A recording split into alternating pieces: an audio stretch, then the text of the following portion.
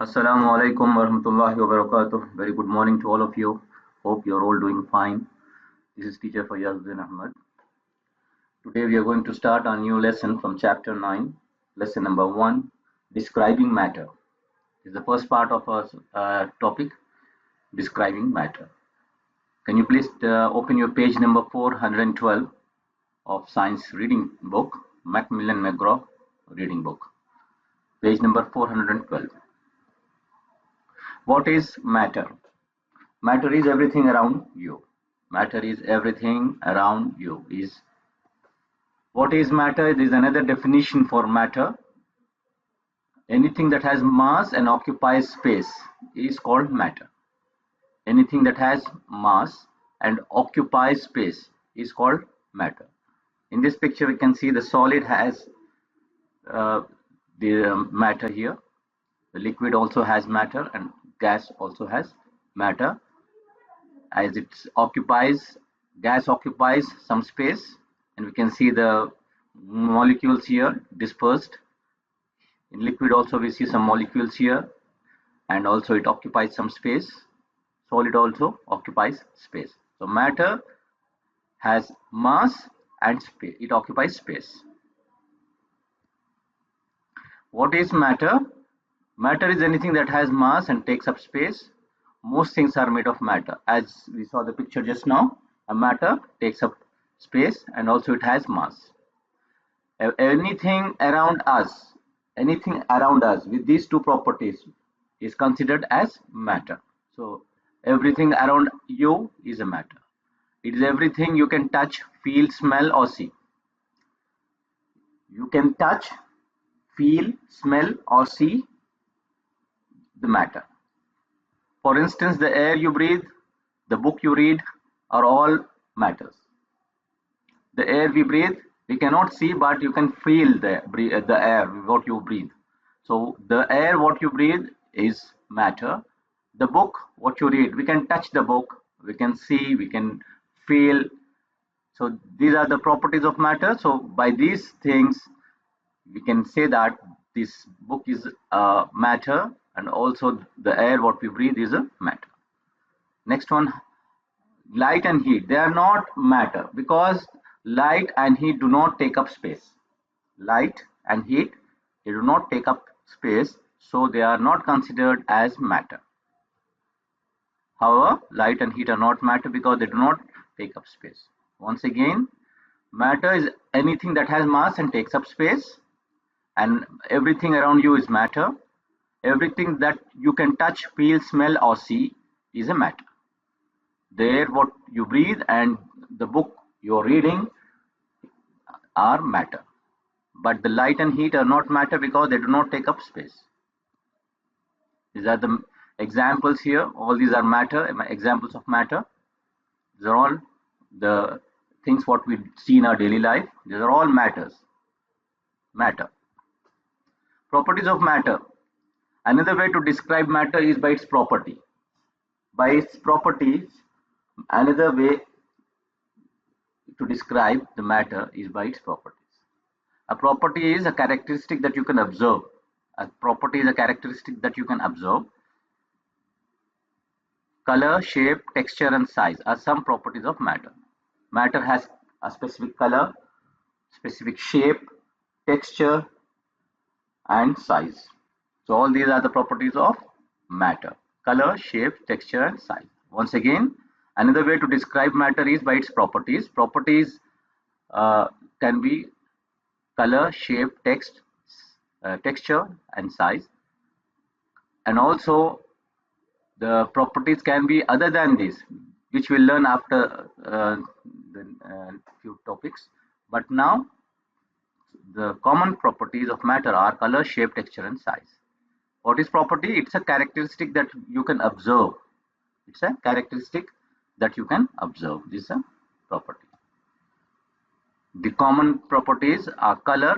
We see here different colors, size, different sizes, shape, different shapes, texture, different textures. It can be smooth, it can be coarse, rough. So these are the texture. These are the few common properties of matter: color, size, shape, texture. Now we are talking about other properties of matter. What are the other properties of matter? We have studied about the mass and volume. Volume is nothing but the space occupied by the matter. So mass, volume, and some unseen properties. Some properties which you cannot see, but still you can observe. You can observe.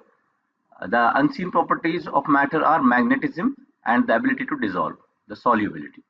So these are also the properties of matter, but you cannot see through your eyes directly, but you can observe that. So the magnetism and the ability to dissolve or solubility, these are also the properties of matter. They are unseen properties. The next property is buoyancy. The next property of matter is buoyancy. First thing is mass, then volume, then unseen properties like magnetism and solubility, and the next one is buoyancy. First we'll start with mass. What is mass? Mass is the amount of matter making up an object. Excuse me. Matter has mass. Mass is the amount of matter making up an object. It is often measured in units called grams or kilograms or milligrams also sometimes. To measure mass, we use a tool called balance. This is balance. This is a balance. With the help of this balance, we can measure the mass. See, this mass can be measured in terms of grams, like 100 grams, 200, 500, 1000 grams, or also it can be measured in metric units like kilograms or grams or milligrams. Once again, matter has mass. Mass is the amount of matter making up an object. It can be measured in units called kilograms, grams, milligrams, metric units, and also to measure mass we use a tool called balance. This is a balance, a tool used to measure mass.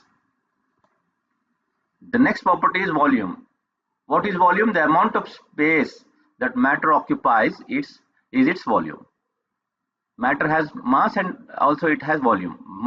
Mass, we have studied just now, is measured in terms of grams, milligrams, kilograms, whereas the amount of space taken up by the matter is called as volume, and this can be measured in terms of cubic meters and so on. We'll see the units later on: pints, quarts, cubic meters, gallons, all other units of volume. Solids, liquids, and gases all have volume. Matter has volume. That means the amount of space that matter occupies is volume.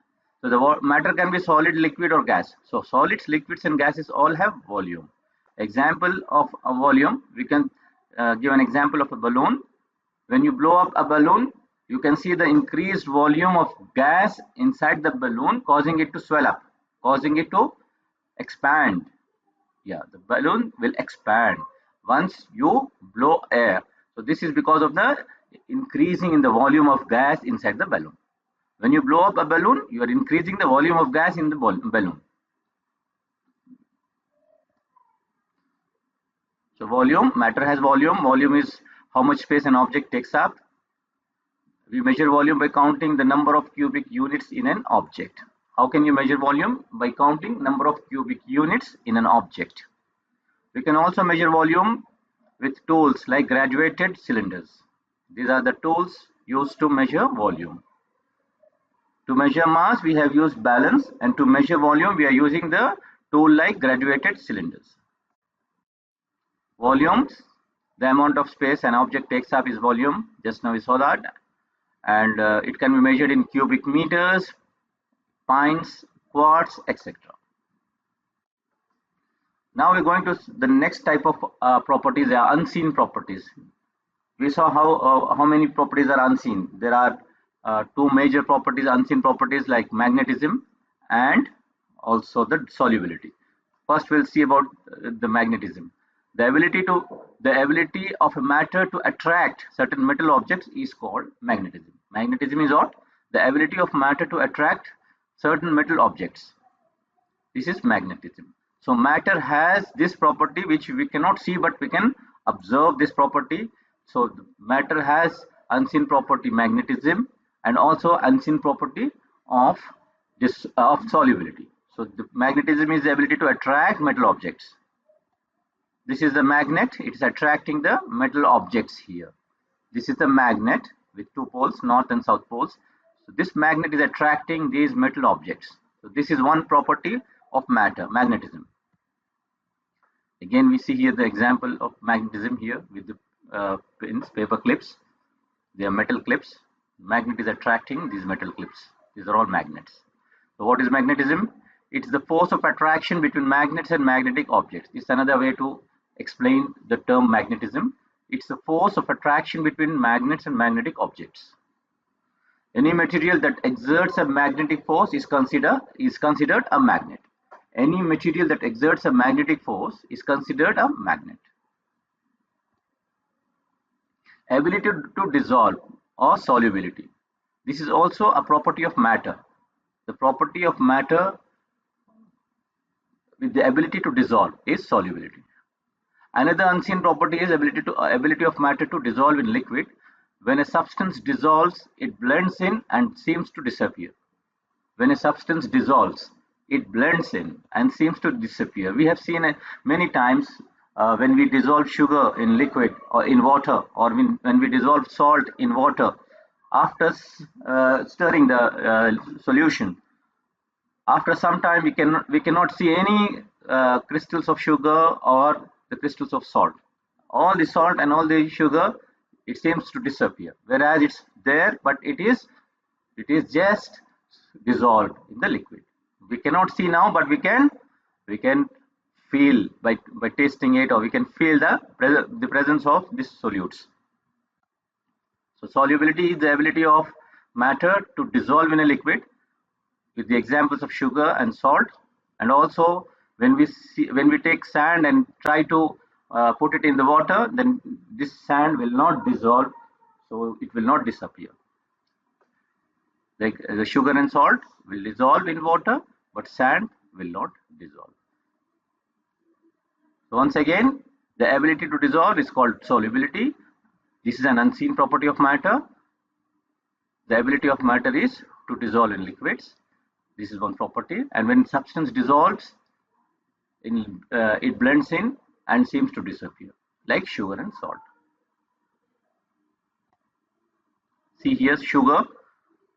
The sugar is dissolved here in this glass, and salt is dissolved here. We cannot see sugar or salt crystals here, but we can see sand here. Sand is not dissolved. Sand is not soluble in water. There are some other useful properties. The properties help people choose right kinds of matter for different jobs. There are some useful properties of matter. When strength is needed, iron is a good choice. When strength is needed, iron is a good choice. Wood is better when you need a light material that can easily be shaped. If you need to take up a light material and to shape it in different forms, then wood is better choice. But when we need some strength, then we can choose iron. So when strength is needed, iron is a good choice. Wood is better when you need a light material that can easily be shaped. See here, the iron is used where there is a strength required. Here the strong frames with heavy weights, they need strong material, so here iron is used. But here they do not need any strong material, a light material is needed here, so wood is used here. Buoyancy. Buoyancy is a property that helps us build boats. Buoyancy is a property that helps us build boats. Buoyancy is nothing but it's an upward force of a liquid or gas on an object. Buoyancy is the upward force of a liquid or gas on an object. All objects are buoyant. Some objects are so buoyant that they float. Let us see some examples here.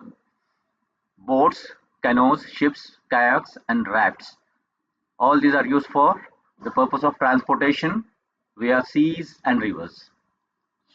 The transportation through seas and rivers can be carried on by using boats, canoes, ships, kayaks, and rafts. Why? Because they are made up of wood and they float on the water. We know that these all uh, things float on water. It's easy to figure out without much thinking that if they are made out of wood, they will float. We all have experienced this. We have seen it.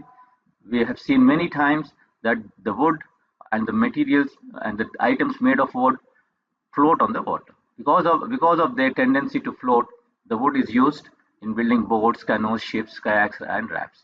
But what happens when you use some other material, some strong material to build cruise liner and cargo ships? There, it's not completely made of wood, but still we see the cruise liners and huge cargo ships. They do not sink, but they are able to float in the seas. That is because of the buoyancy.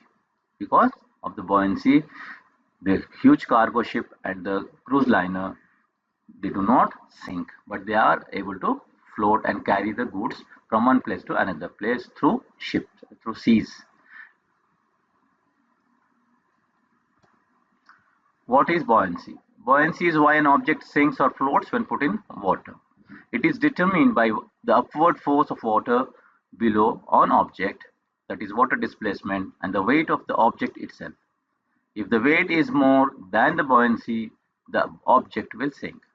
We have two things. One is the upward force by the liquid on the object. The upward force by the liquid, and one is the weight of the object itself. When the weight of the object increases, if it is more than the force, the force being exerted by the liquid down, then the object will sink. When the force and the buoyancy from the liquid, they are in balance, or if the buoyancy is more than the weight, then the object will float. These are the these are the two things. One is the upward force of the water here, upward force of the water that you call as buoyancy, buoyant force, and the weight of the object, the weight of the object. These are the two things. When the weight of the object increases beyond the force, it is more than the upward force of the water, then the object sinks. And if the weight of the object is less than the upward force of the water, then it will float. So this is the concept. The buoyant force from the liquid, from the water on the object here. If this is more, if the buoyant force is more, then the object is floating. If the buoyant force is less, then the object will sink. Here the object is floating, here the object is sinking. So hope you understood this topic. Once again, when the buoyant force is greater than the weight of the object floats, and when the buoyant force is less than the weight of the object sinks. Whichever is more, the weight is more, it takes it down, and if the buoyant force is more, it keeps the object up, floating up. Hope you understood this topic. Thank you. Have a nice